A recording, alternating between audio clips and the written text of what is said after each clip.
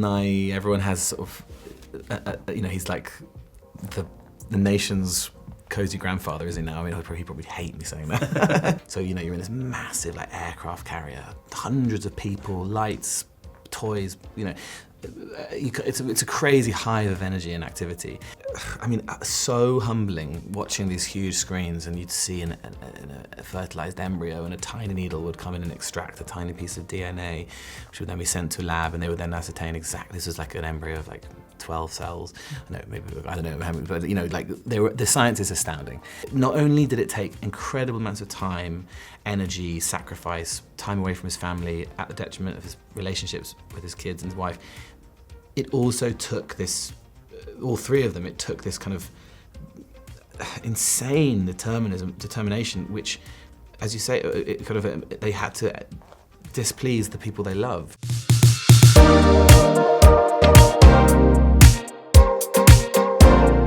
So the script came to me in the traditional way. It was sent to me by my agent, and it was sort of early in a summer where I was coming off the back of a job, and it was a long and very, very stressful play, and everyone I knew was like insisting that I take a break. And then this film comes along, and the people involved, the Jack Thorne and Rachel Mason who wrote it, Jack, just amazing, and Taylor, great director who I'd seen Sex Education, Bill Nye and Thomas and McKenzie. All of the pieces sort of were undeniably kind of delicious, and then I thought, and I read the tagline, I think this is about these scientists discovered IVF, it's got to be pretty boring. Like, how are you going to find a drama in that? There's no conflict, there's no kind of antagonist.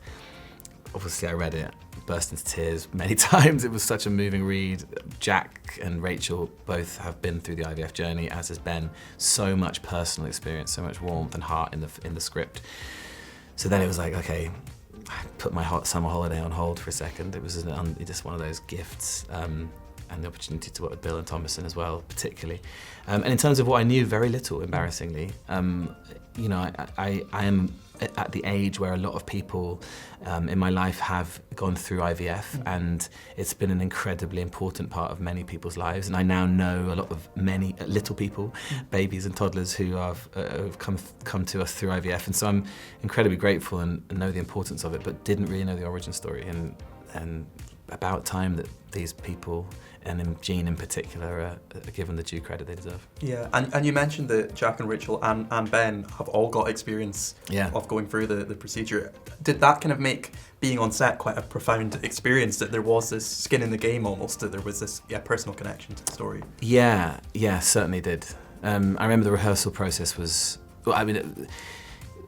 very moving. We had Jack and Rachel there talking about their own experience and how their little boy Elliot came to them through 7 rounds of IVF, and Ben also had a similar story, and it definitely added a sort of profundity to the experience, and a personal kind of a sort of, the stakes were so high because we had people coming to work, going home, and tucking up these babies that wouldn't be with us otherwise. And the world would be devoid of that love, and then you multiply that by 12 million.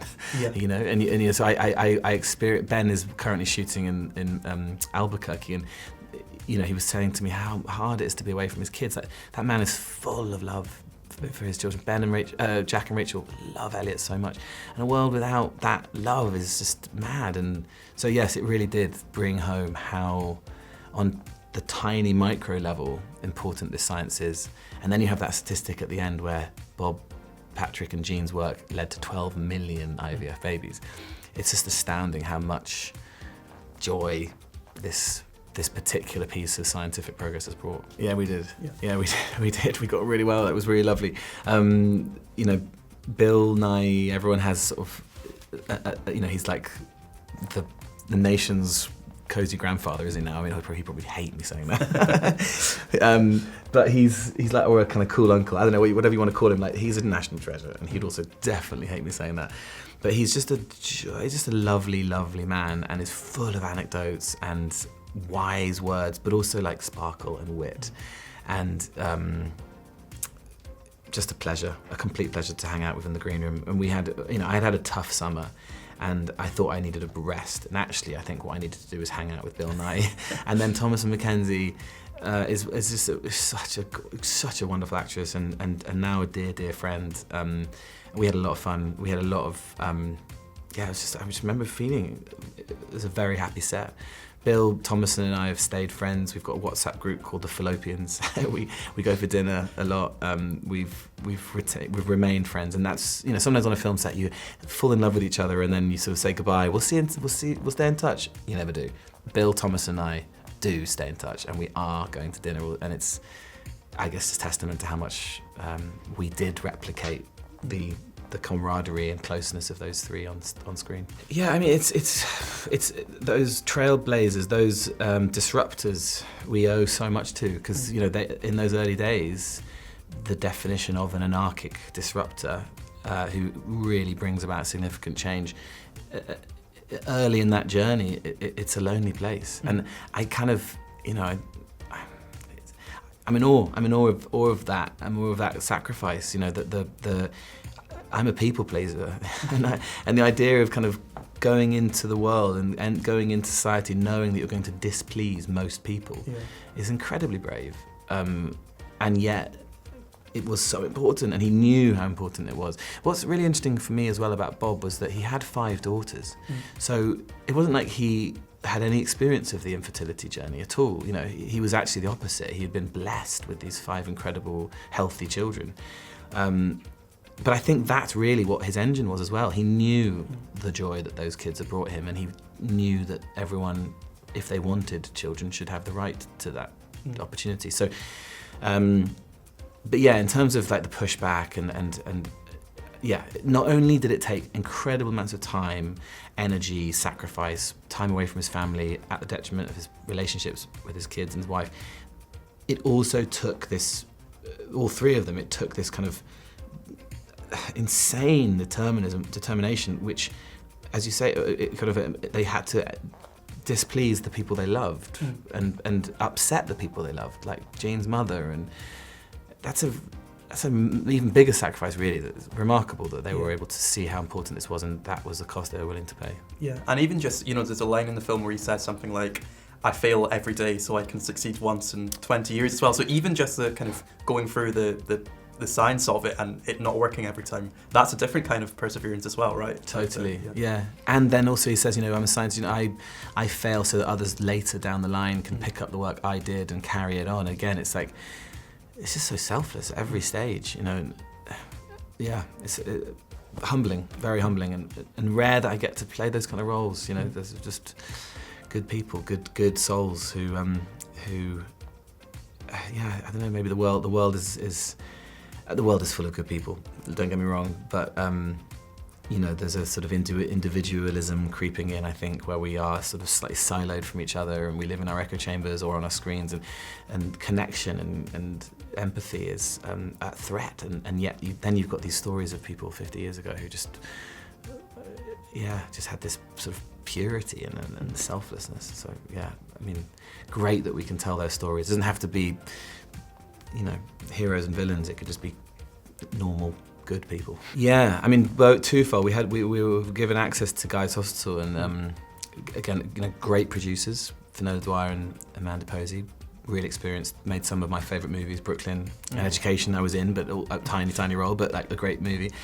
But you know you're in the hands of good producers, and you know Netflix really did take care of us when you say to them, I'd love to go and visit an embryo, an IVF clinic, and they didn't make it happen. And I knew Thomason had been, and I then said I'd quite like to go as well. And a couple of days later I was there, and I was meeting the kind of modern, current embryologists, and hearing all about the science. It was, I mean, so humbling watching these huge screens, and you'd see a fertilized embryo, and a tiny needle would come in and extract a tiny piece of DNA, which would then be sent to a lab, and they would then ascertain exactly, this was like an embryo of like 12 cells. No, maybe, I don't know how many, but you know, like the science is astounding. And to know that that's all stems from Bob and Jean and Patrick's work was very, very humbling. And yeah, to just be in that clinic, the atmosphere of it, you know, in some of the offices of those embryologists, the babies that they had created. It was like, you know, a gold star chart, but with humans, human faces. It was like just very moving, and yet also tempered with dreams and broken dreams as well. You know, it's not all plain sailing, as we know that there are many people who the fertility journey doesn't end happily, and so that was also something which was, I think, honoured in the movie. Obviously, the sacrifices that those women in the Ovum Club made, without whom none of this would happen, as Jean says in one scene, and that was very important to experience in terms of the modern day IVF clinic. I felt that sort of the very charged, profound atmosphere in that clinic. The other person we should kind of credit is Brooke Wilson, who is a current embryologist who works at Bourne Hall, the clinic which was set up by Bob and Patrick and Jean, and she came on set with us every day we had anything scientific to do, and was there like guiding us and making sure that the science was right, which was really important in order to honour Jean and Bob and their their brilliance. Yeah, certainly. I mean, the anecdotes that we got were were just eccentric, and I mean, I wish I could remember some. Some of them were actually inappropriate to talk about because they were so like eccentric. Like, he was a mad man, but one thing which kept coming through in all the anecdotes, conversations which we had, which mostly Jack and Rachel conducted, was that he was just loved. Like, he really was loved, and the people who worked with him fed off his enthusiasm and his energy. He wrote a book with Patrick called A Matter of Life, and Patrick's contributions, they're sort of separated off into paragraphs. Patrick's contributions are really dry and kind of quite specific science. Bob's are like quite just so sort of flamboyant, and you can feel this Labrador energy bouncing off the page in a complete antithetical tone to Patrick's. So that was quite helpful, finding a voice for me. But I'm hoping tonight I might hear some family anecdotes, because 25 of Bob's family are coming to the premiere. I hope so. I mean, look, we wouldn't be making this. Obviously, we wouldn't be making this film if Bob, Patrick, and Jean hadn't done what they did in the 1960s and 70s. That was IVF. I wonder if we would be making it at all if it hadn't been for Bob's campaign to get Jean recognised, because that was actually the way in the film needed, the story needed. There have been various attempts to make this film, to tell this story, and I think the reason it hasn't quite worked to date is because people assume you have to come from the point of view of the scientists and Bob and Patrick, who are the known names, and actually the genius stroke is to come at it rightfully from Jean Purdy and the women, the Ovum Club. It's really their celebration, the celebration of their sacrifice. So, I mean, yeah, like I would obviously, Bob would be very happy that this film, that Jean was honoured, for sure.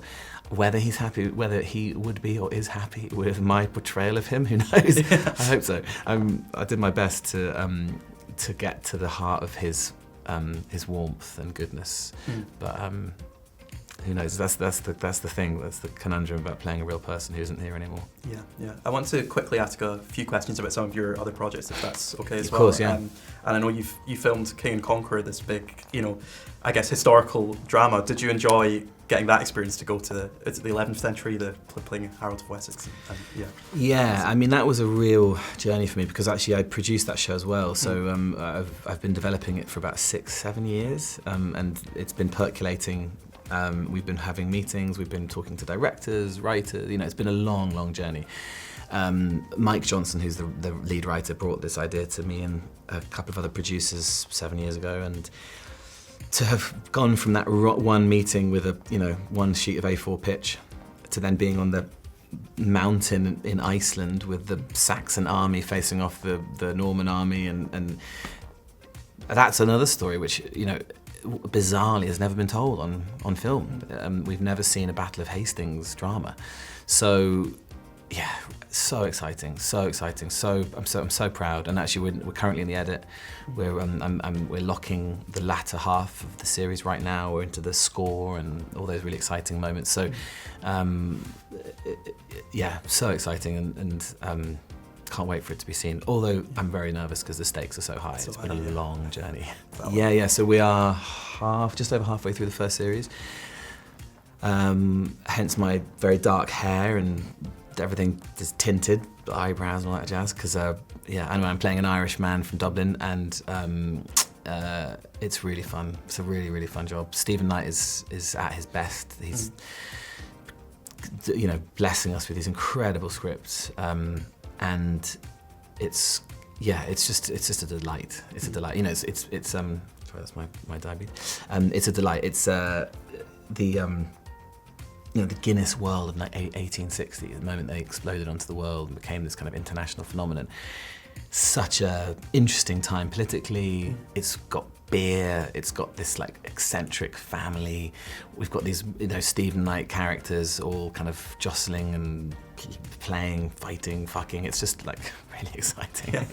It's funny now having a bit of distance, because it was 10 years of my life, you know, the first 2 series, and then there was a 7-year gap, and then we did the 3rd series, and then there was like this amazing response. And I mean, what does it make me? It makes me feel old. It makes me feel old when I realise that was a moment in my life, that was a decade, a chapter, older. It was, I mean, it was everything. I owe so much to that job. I've said it many times, but like, you know, not only was it just an incredible, enjoyable experience for an actor to play a great role, beautifully written, so nuanced and rich, but more pragmatically, it did so much for my career. You know, it was the first time I played a big role in a series which got a lot of attention, and it set me off. It allowed producers and directors to sort of trust me with other roles where I was able to go on that transformative journey. I don't think I would have maybe had the same opportunities without Tommy and Sally's trust. So I owe it loads. I will always feel a deep affection towards that experience, that role, even though he was a monster. I don't know, somewhere deep down there's a kind of sad, lost child in Tommy, and I kind of just wanted to like comfort that kid as much as I could. And just to have that response, just amazing, you know, that final scene. I knew that we were making something really special. There's something wonderful about filming when like the stage, the acting space, we were in a studio for that final scene. So, you know, you're in this massive like aircraft carrier, hundreds of people, lights, toys, you know, it's a crazy hive of energy and activity. And then it all kind of like, it's like a sort of fruit or onion. It goes right down, and in the middle you've got this tiny room, and it's the sacred sort of stage which we're shooting on. And the whole, I remember that day, the whole studio were like really quiet, and usually it's like quite noisy, and there's gossip and there's banging and clattering. And that day felt like we were in a church, because everyone knew that we had like come to this moment where these 2 characters had this face-off, and everyone had read the script. There wasn't any false endings, there was all rumours. We knew what was going to happen. The fire brigade were there, because, you know, the burning. So everyone was just like charged, and then Sarah comes in, one of the greatest actresses living, giving one of her greatest performances, giving the finale, and I just remember sitting there going, fuck me, it does not get better than this. This is amazing. Personally, I guess like just the respect, the due respect for those people, as I said to you before, who are willing to be disliked for the greater good. You know, that's a remarkable thing from someone like me who I think I just want to be liked. And so, you know, to be proactively unlikable for a bigger, better, more important end is just very humbling. And I think, you know, lots of people have nudged us into a conversation around the kind of current climate around these conversations, and I think for me the biggest takeaway from this film is like the cost that it had on not just Bob and Patrick, particularly Jean. You know, Jean, she died at 39. She didn't have children of her own. She dedicated her life to this. She died in Bourne Hall. They put a room aside for her, and she died surrounded by mothers, or women who had gone through the IVF process, surrounding her. That was her family. She gave everything to this. But also, more importantly, almost the women who were in the Ovum Club, those women who didn't get children and who went through multiple rounds, put their bodies through that, like, you know, 10 rounds sometimes. That, for me, the sort of huge cost paid by these people for the future generations. And then we live in a time when that is now being threatened, and we see how fragile that is, and how this film, for me, the biggest thing is we must protect that progress at all costs, because it is fragile and it is invaluable. So, you know, the fact that we have fought for choice, we must protect. Yeah.